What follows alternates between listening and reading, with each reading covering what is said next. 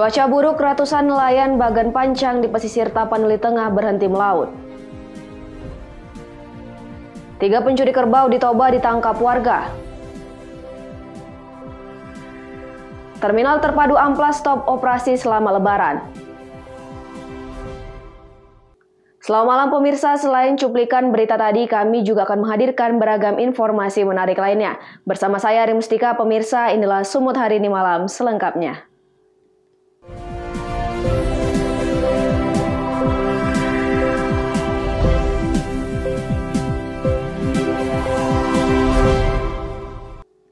Kita ke informasi pertama pemirsa, akibat cuaca buruk disertai gelombang tinggi dan angin kencang yang melanda kawasan lautan barat Pulau Sumatera, ratusan nelayan Bagan Pancang di pesisir Kabupaten Tapanuli Tengah berhenti melaut. Cuaca buruk, gelombang tinggi dan angin kencang yang melanda kawasan lautan barat Pulau Sumatera menyebabkan ratusan nelayan Bagan Pancang di pesisir Kabupaten Tapanuli Tengah berhenti melaut. Pasalnya sejumlah alat tangkap ikan milik nelayan rusak diterpa angin. Tingginya debit angin menyebabkan alat tangkap ikan ambruk dan rusak, bahkan juga menyebabkan gelombang air laut naik setinggi 2 meter. Menurut salah seorang nelayan Bagan Pancang di pesisir Kampung Hajoran, Kabupaten Tapanuli Tengah, gelombang tinggi dan angin kencang yang melanda di perairan barat Pulau Sumatera telah berlangsung selama 1 pekan terakhir. Namun lantaran terdesak kebutuhan jelang Lebaran, sebagian nelayan nekat melaut. Upaya tersebut justru kandas lantaran kapal ikan nelayan tidak mampu menghalau ombak tinggi disertai angin kencang. Pak, sudah 1 pekan ini badai terus. Badai ya? Sudah mau masuk bulan barat. Bulan barat ya? Ya, sudah masuk musim barat. Makanya badai, jadi aktivitas untuk melaut terkendala untuk badai ini. Bahkan semalam kita turun melaut, kita jadi mencolok. Pagi-pagi aja pilih lampu, bahkan semua. Itu pun bahkan sudah banyak repak juga. Kini nelayan hanya bisa pasrah dan berharap agar cuaca kembali normal. Sementara itu, BMKG Kabupaten Tapanuli Tengah, Sumatera Utara mengimbau agar para nelayan tetap berhati-hati saat melaut. Baharudin Simandulang melaporkan untuk Eva Rina TV. Pemirsa, menghindari petugas gabungan yang menggelar patroli untuk mengantisipasi gangguan keamanan masyarakat, para pengunjung di Pelabuhan Tanjung Tiram Batubara kocar kacir. Kedatangan petugas gabungan Polres Batubara, TNI, dan Satpol PP Batubara ini sontak membuat sejumlah pengunjung yang memadati Pelabuhan Tanjung Tiram, Kabupaten Batubara kocar-kacir. Patroli gabungan menyasar sejumlah tempat keramaian di Kecamatan Tanjung Tiram, Batubara guna mengantisipasi tawuran, balap liar, dan radikalisme. Selain membubarkan kerumunan, petugas gabungan juga memberi masker serta menghimbau masyarakat agar tetap mematuhi protokol kesehatan dan menjaga keamanan serta ketertiban masyarakat.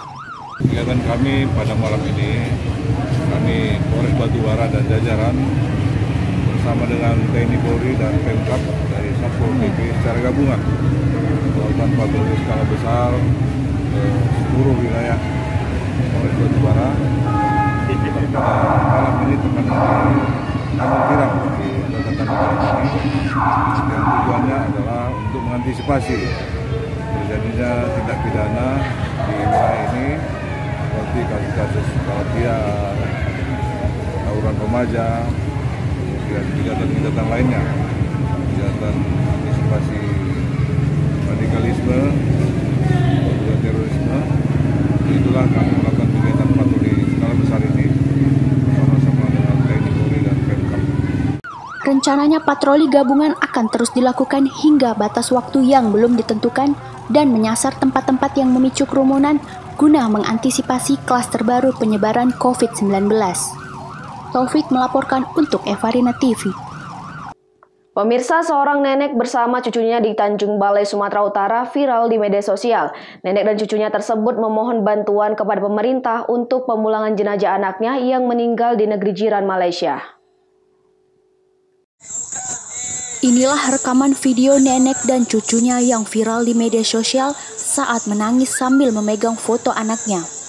Mereka tak kuasa menahan tangis karena mendapat kabar berita duka dari anaknya yang meninggal dunia di negeri jiran Malaysia.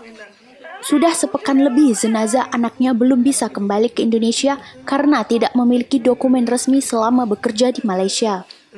Sebelumnya Teti sempat menjalani hukuman di Malaysia dan rencananya bulan depan akan bebas. Namun saat menjalani hukuman Teti sakit dan meninggal dunia. Meninggal anakku ini 2 hari lewat kami tahu. Sementara kabar sudah seminggu katanya di rumah sakit Malaysia. Ya? Malaysia. Sakit apa, Bu? Itulah belum tahu, ada yang bilang katanya sakit TBC katanya. Belum jelas karena macam mana. Mayatnya pun sampai sekarang belum jumpa, orang itu hanya sekedar nama lagi masih kan sekarang. Tapi memang udah jelas dia namanya lengkap semua sama alamatnya. Apa kendala saat ini sekarang jenazah nggak pulang? Belum tahu Pak, tapi dia masih dalam pengurusan dinas ilahi. Apa harapannya, Bu? Harapanku bisa pulang anakku ke Tanjung Balai ini, di rumah inilah. Itulah harapanku satu-satunya, walaupun hanya jumpa mayat saja. Tapi aku untuk terakhir kali jumpa anakku itu aja.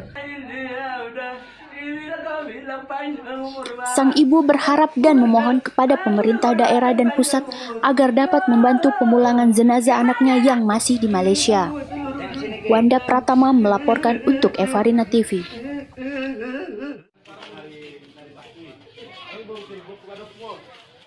Sumut hari ini masih akan kembali sesaat lagi, tetaplah bersama kami.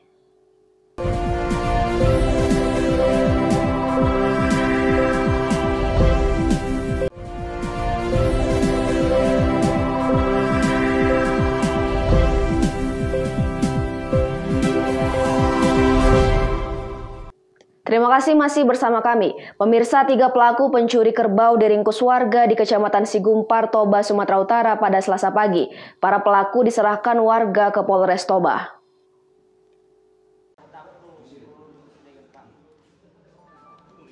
Warga di Kecamatan Sigumpar, Toba, Sumatera Utara meringkus 3 pelaku pencurian kerbau pada Selasa pagi. Ketiga tersangka diserahkan warga ke unit reskrim Polres Toba. Kepada petugas, salah satu tersangka berdalih nekat mencuri lantaran harus melunasi utangnya. Ketiga pelaku pencuri yakni MP, warga Kabupaten Tapanuli Utara, BS, warga Kecamatan Porsea Toba, kemudian BM, warga Kecamatan Permaksian Toba. Sebelum melancarkan aksinya, para pelaku menentukan terlebih dahulu kerbau yang akan dicuri. Masing-masing tersangka memiliki peran yang berbeda-beda. MP bertugas melepaskan ikatan tali kerbau dan menggiring ke badan jalan, lalu menaikkan kerbau curian ke bak mobil pick-up. Sementara BM berperan mengawasi lingkungan sekitar, kemudian BS siaga di dalam mobil. Namun upaya pencurian gagal karena kerbau terhalang palang bak pick-up saat menaiki mobil, sehingga para pelaku nekat menggiring kerbau hingga 2 km untuk disembunyikan ke rumah warga. Selanjutnya para pelaku memotong jejak bak mobil di kawasan Porsea. Namun ketika kembali untuk mengambil kerbau, aksi mereka dipergoki dan diteriaki warga. Kemarahan warga mengantarkan ketiga pelaku ke petugas Polres Toba. Ketiga tersangka akan menaikkan ternak ini. Rupanya tidak bisa juga karena terlalu tinggi mobil pick-up-nya.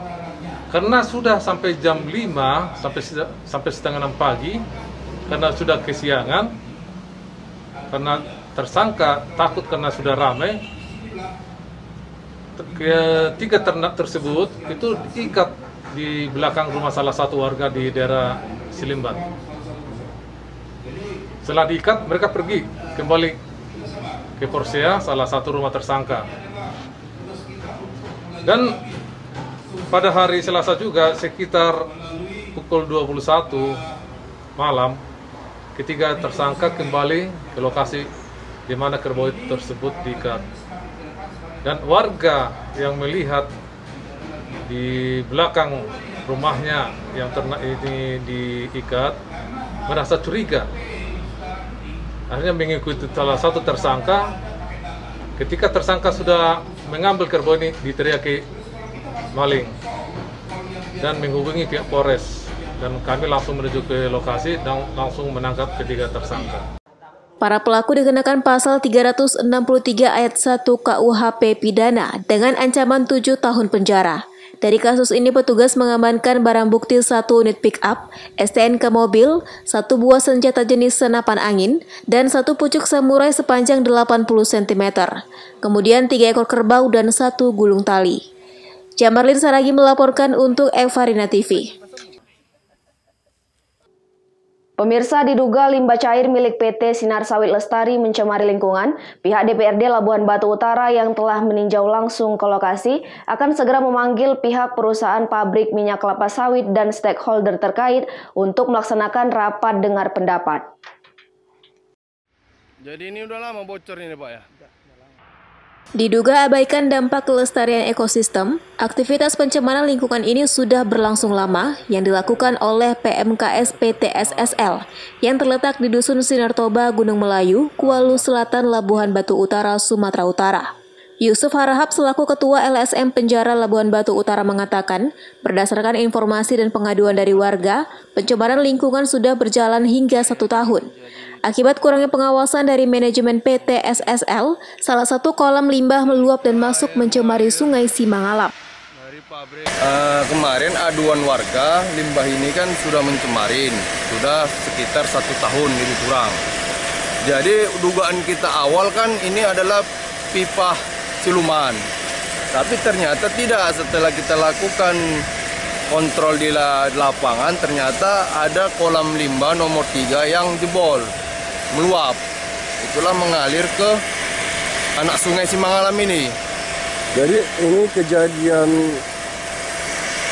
melubernya kolam limbah itu sudah berapa lama ya Pak?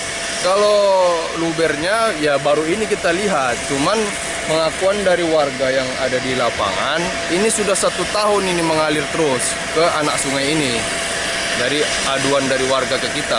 Sementara itu, Ketua DPRD Labuhan Batu Utara Indra Surya Bakti Simatupang menjelaskan, pihaknya memerintahkan Komisi B untuk melakukan observasi terkait laporan adanya perusahaan melakukan pencemaran udara dan air yang telah membuat warga resah. Pertama, ini kan berawal dari laporan masyarakat melalui salah satu LSM yang disampaikan kepada kita, dan kita sebagai wakil rakyat sudah mendisposisikan, mendelegasikan kepada Komisi B untuk meninjau langsung terhadap masalah yang disampaikan oleh LSM. Jadi Komisi B sudah melakukan kunjungan ke sana dan sudah memberikan laporan kepada saya selaku Ketua DPRD Labuhan Batu Utara. Jadi untuk meng-cross-check kebenaran informasi dan juga kunjungan Komisi B ke sana, sebelum kita melakukan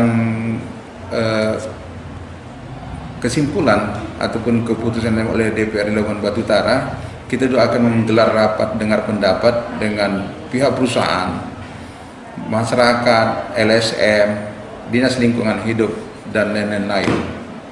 Nah, sehingga dari hasil RDP tersebut nanti akan kita gelar, disitulah nanti DPRD akan bersikap terhadap apa yang menjadi persoalan yang dilaporkan kepada kita.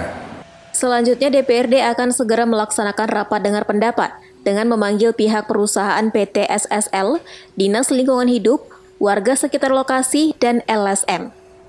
Ucok Sitorus melaporkan untuk Evarina TV.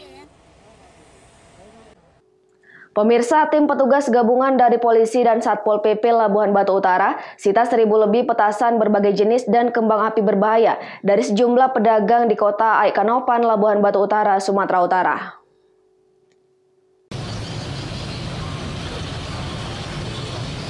Guna menjaga keamanan dan ketentraman beribadah di bulan Ramadan, sejumlah petugas gabungan dari personel Polsek Kuala Hulu dan Satpol PP Labuhan Batu Utara menyita 1.000 lebih petasan dan kembang api berbahaya dari sejumlah pedagang kaki lima maupun toko di kota Aikanopan. Sebelum melakukan penertiban, petugas terlebih dahulu memberi arahan kepada para pedagang mengenai jenis petasan yang dilarang oleh pemerintah untuk diperjualbelikan serta dapat membahayakan pengguna dan orang lain.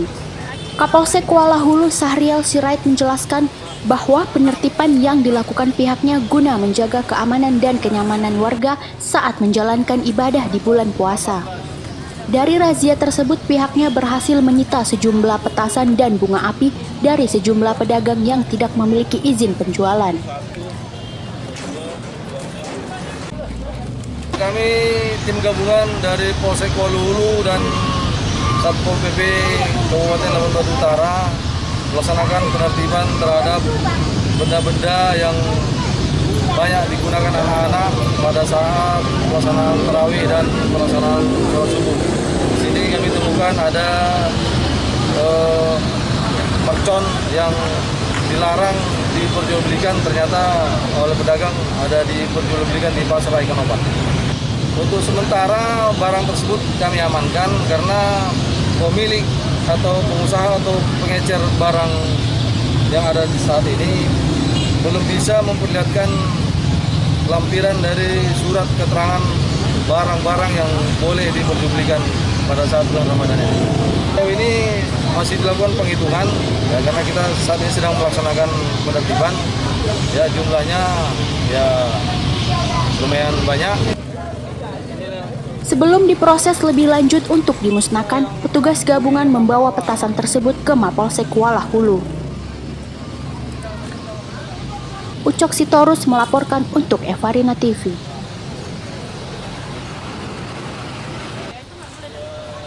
Sumut hari ini akan kembali sesaat lagi, tetaplah bersama kami.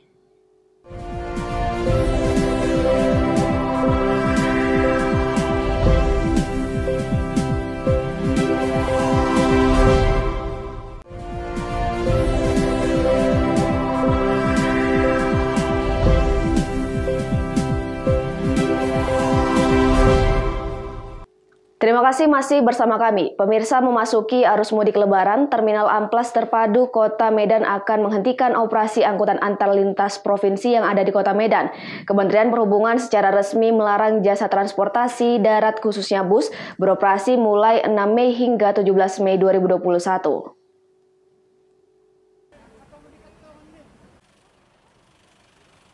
Terminal Terpadu Amplas di kawasan Jalan Timbang Deli, Kota Medan akan melakukan penutupan operasi angkutan umum pemodal lintas kota dan provinsi jelang mudik Lebaran 2021.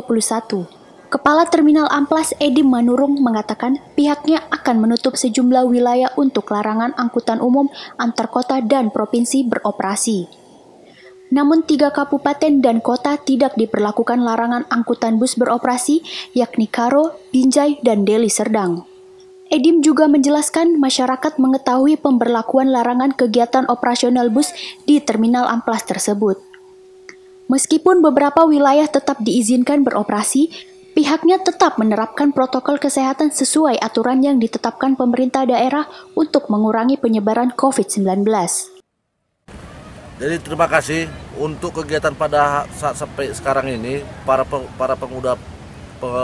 pengguna PU Bus, AKAP maupun AKDP masih berjalan normal dengan catatan melanjutkan perjalanan mudik ataupun melanjutkan perjalanan sesuai dengan protokol kesehatan.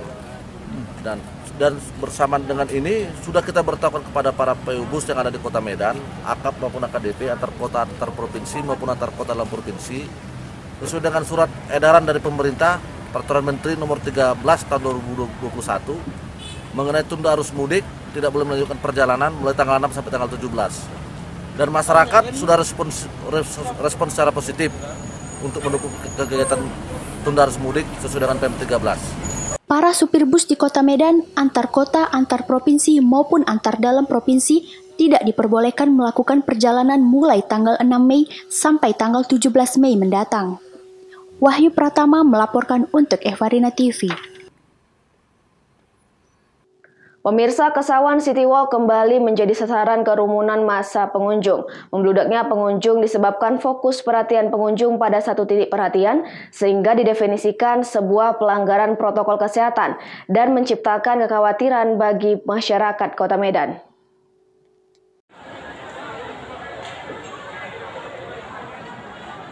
Meskipun sudah melalui teguran tegas dari Gubernur Sumatera Utara Edi Rahmayadi, kawasan Kesawan City Walk kembali ciptakan kerumunan pada satu titik. Pelanggaran protokol kesehatan terjadi di tengah-tengah pengawasan petugas. Wali Kota Medan Bobi Afif Nasution diminta untuk menyikapi Kesawan City Walk agar tidak menjadi poros baru penyebaran virus corona di Kota Medan. Berdasarkan observasi, terlihat aktivitas pengunjung memenuhi sejumlah stand di kawasan City Walk. Hilir mudik pengunjung terjadi pada malam hari dan menjadi daya tarik usai berbuka puasa. Dalam keterangan sebelumnya, Gubernur Sumatera Utara Edi Rahmayadi menegaskan bahwa Kesawan City Walk menjadi perhatian serius pemerintah terkait penerapan protokol kesehatan dan PPKM. Kerumunan yang terjadi lantas disikapi juru bicara Satgas COVID-19 Kota Medan, Mardo Hartambunan. Ia menyebutkan tidak ada kerumunan di Kesawan City Walk, melainkan hanya ada keramaian yang terfokus di satu titik sehingga terlihat kepadatan. Pihaknya juga menegaskan tim Satgas COVID-19 sudah melakukan pengawasan dan penerapan protokol kesehatan secara terukur ketika memasuki kawasan Kesawan City Walk. Dalam penerapannya, Satgas COVID-19 rutin memberikan imbauan kepada pengunjung ketika terjadi keramaian pada satu fokus perhatian. Ya itu tadi, kalau saya sih menurut saya itu kan namanya keramaian bagi saya ya. Karena saya melihat berdasarkan dari yang saya rasa ya, saya lihat ya, keramaian itu sudah ada berjalan jadi pada saat kejadian itu. Jadi memandangnya kalau itu mau dikatakan dengan kerumunan atau apa, silahkan saja, tapi kalau saya tetap itu melihatnya dari sisi nalar saya. Itu dia. Untuk prokes dan jamnya sudah taat, Pak? Sejauh ini? Sampai saat ini sebenarnya pimpinan kita sudah menerapkan itu. Sudah selesai mungkin pertemuan dengan Pak Gubernur kemarin, itu langsung diterapkan. Demikian. Pak, tapi nyatanya kan masih banyak kerumunan nih Pak. Dari gugus sendiri ada tindakan nggak ke yang datang gitu?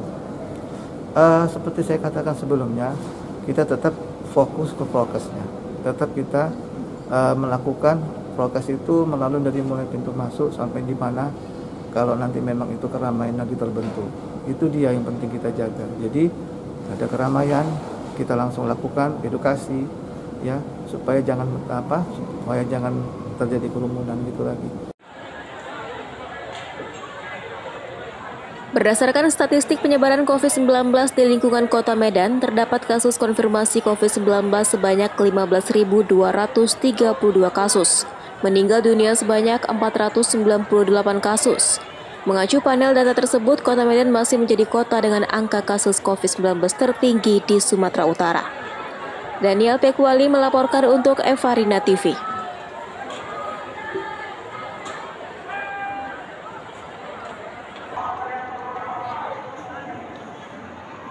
Pemirsa, demikianlah rangkaian informasi dalam Sumut hari ini malam. Saya Remustika mewakili kerabat kerja yang bertugas pamit undur diri. Terima kasih atas kebersamaan Anda dan sampai jumpa.